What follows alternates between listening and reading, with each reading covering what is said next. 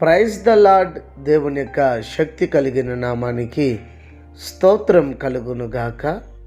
ఈరోజు దేవుని యొక్క వాగ్దానము యెషయా ప్రవచన గ్రంథము 55వ అధ్యాయము 6వ వచనము.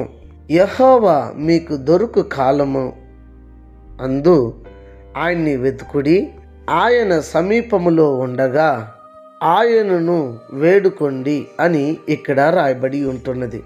ప్రియులారా, దేవాతి దేవుడు మనకు ఒక అవకాశాన్ని కలుగు చేస్తున్నాడు. ఈ దినము వాగ్దానాన్ని అనుకోకుండా నువ్వు ఓపెన్ చేసి ఉండొచ్చు. ప్రియమైనటువంటి దేవుని చేత సృష్టించబడినటువంటి ప్రియ సహోదరుడా, సహోదరి, నీవు ఎవరివైనా ఉండొచ్చు. అయితే ఈ దినము దేవుడు నీతోనే మాట్లాడుతున్నాడు. ఇదిగో ఆయన దొరుకు కాలం మందు ఆయన్ని నువ్వు వేడుకో. ఇప్పుడు దేవుడు నీకు దొరికే కాలము, ఆయన నీకు సమీపంగానే ఉన్నాడు. రానుంటున్న దినములలో ఆయన నీకు సమీపంగా ఉండడు. ఆయన నీవు ఎంత వెతికినా ఆయన్ని నీవు కనుగొనలేవు. కారణం, ఆ కాలము శ్రమల కాలము. ఆ దినము ఉపద్రవాన్ని ఎదుర్కొనే పరిస్థితి, ప్రపంచమంతటా కూడా ఉపద్రవాన్ని ఎదుర్కొనే ఒక కాలమై ఉంటున్నది. ఆ కాలము రాకమునిపే ఇదిగో నీవు ఆయన నీకు సమీపంగా ఉండగానే వేడుకో. నీ దగ్గర ఉండగానే, ఇదిగో మీ ఊరిలో మందిరం ఉండగానే నీవు మందిరానికి వెళ్ళు. నీ ఊరిలో దైవజనుడు ఉండగానే దైవజనుడు యొద్దకు వెళ్ళి రక్షణను గూర్చి మరింత విషయాలను తెలుసుకొని ప్రార్థన చేర్చుకో. దేవుణ్ణి పట్టుకో, ఆయన్ని వెతుకు, దొరుకుతాడు నీకు. లేని ఎడల ఇప్పుడు నువ్వు ఆయన్ని కనుగొనకపోతే ఎప్పుడు కనుగొంటావు? ఇప్పుడు నీకు అవకాశం దేవుడిచ్చాడు.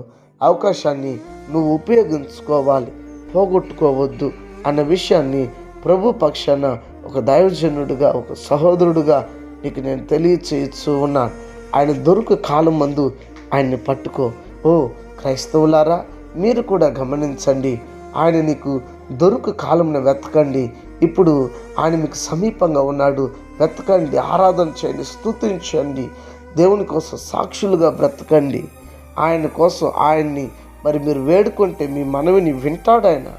కనుక దేవుడు వినలేదని సోలిపోవద్దు, నిరుత్సాహపడద్దు. ఆయన నీకు సమీపంగా ఉన్నాడు.